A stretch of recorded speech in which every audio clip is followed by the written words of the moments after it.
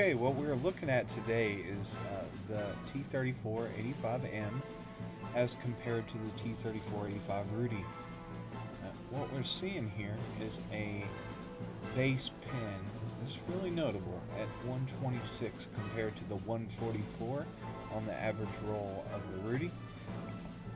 That can be negated though pretty easy with the pin of the APCR round. But unfortunately, that's only 167, so when you get into Tier 8 matches, you definitely have a problem with that. But you can generally be opportunistic and get sides and do okay with it. Now, the 160 average damage is pretty standard. You're looking at a slightly higher rate of fire than the Rudy. Definite advantage, and as far as the aiming time, about the same.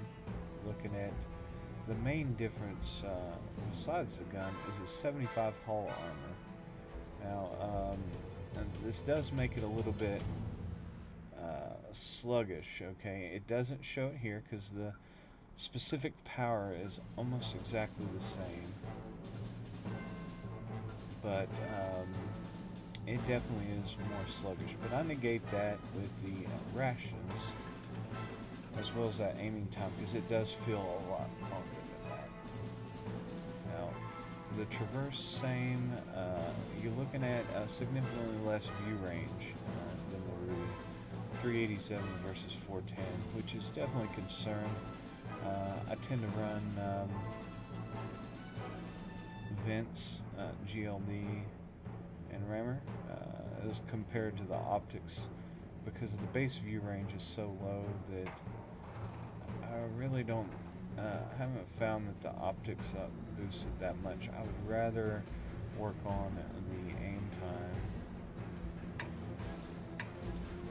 Okay, so here we have a battle on Sand River, top tier. I tend to go about the same way. I like to attack from the 9-0 line and work my way west. I tend to not have very good luck on attacking at that 1-2 line about the F area or so. So that's basically what I'm doing. And I'm not top tier, so, and I'm not a heavy. So I'm thinking that if I get down here pretty fast, I can play like a fast heavy and kind of tip the balance. And if you notice here, I've got some campers. A lot of people like to line up along here, and I don't see the point of that. I come down here and looking at this area right here because people like to peek right here and shoot across. So I try not to go along this way, and it worked out. Now, I like to peek here, use my hull down. Yeah. I don't really have the zoom out mod, but generally you get people sitting right over here. So you can peek right here and be hull down and do okay. I got pretty lucky though because there really wasn't anybody here. This is what I'm looking at. Pretty low shell velocity. Got lucky. Track shot and managed to return fire on the Hellcat there.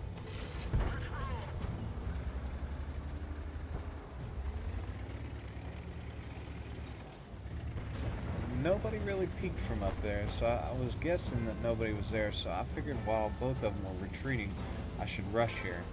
It actually pays off. I shoot and only hit the tracks. Most unfortunate. I really didn't expect to hit that shot anyway, though. And luckily, they didn't send too many people this way. Another lucky bounce. Missed though. Look here, already And he's looking right at me. And I sit still. And of course, he snaps and gets it, like, you know, already being as OP as it is. Hellcat just not having good luck with their shots.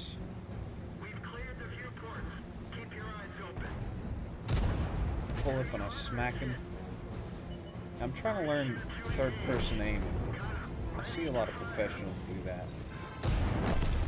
And I got it to work really good there.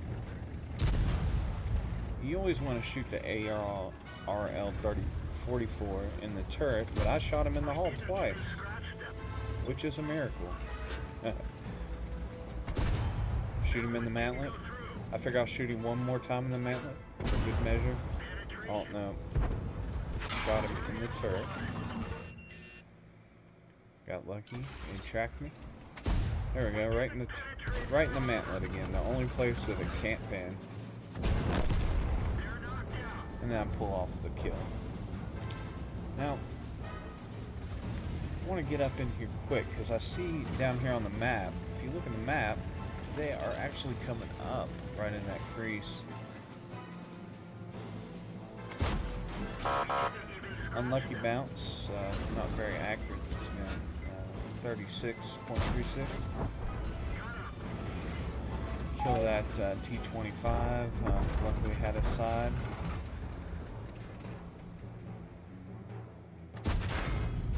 Getting OI'd from both angles, so I decided to back up and reduce the number of guns on me.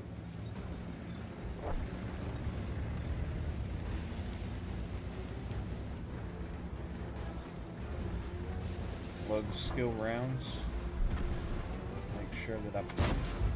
And instead of aiming, I just let it fly because he was disappearing below cover.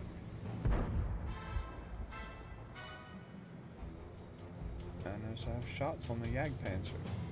I connect with the first when the donkey moves that quick reload. Really nice. I shoot a corpse. That's always nice. I noticed OI's up here. I wanted to get vision on him, but I had no idea he had made it down that far. I actually couldn't tell if that was an OI experimental or an OI, but it's an experimental and he is moving very fast. I shouldn't have worried about it because his front is butter, but I was thinking he was the OI. And there I go. I died.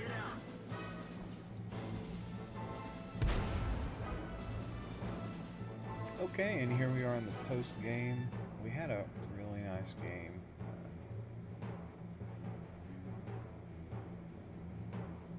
Shots on all those. For the bonus is 3,703 XP. And overall, I like this tank. As you can see, it's doing pretty good in it. 61%.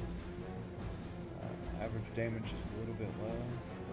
But I have really good games, and I just can't manage to do things when I get to be bottom tier. And this with that very low pin and even low APCR pin. It's very difficult to manage to pull anything out. I like it better than the Rudy.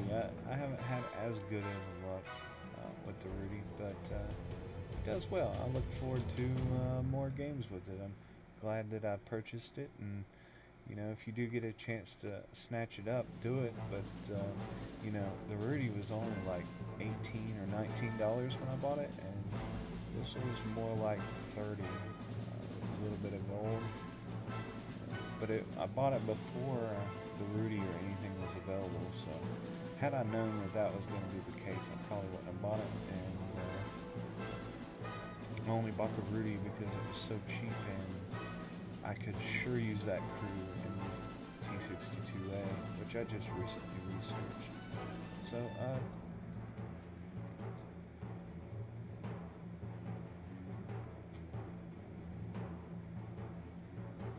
So thanks for watching, and I hope you enjoyed the replay, and we'll see you in the next one.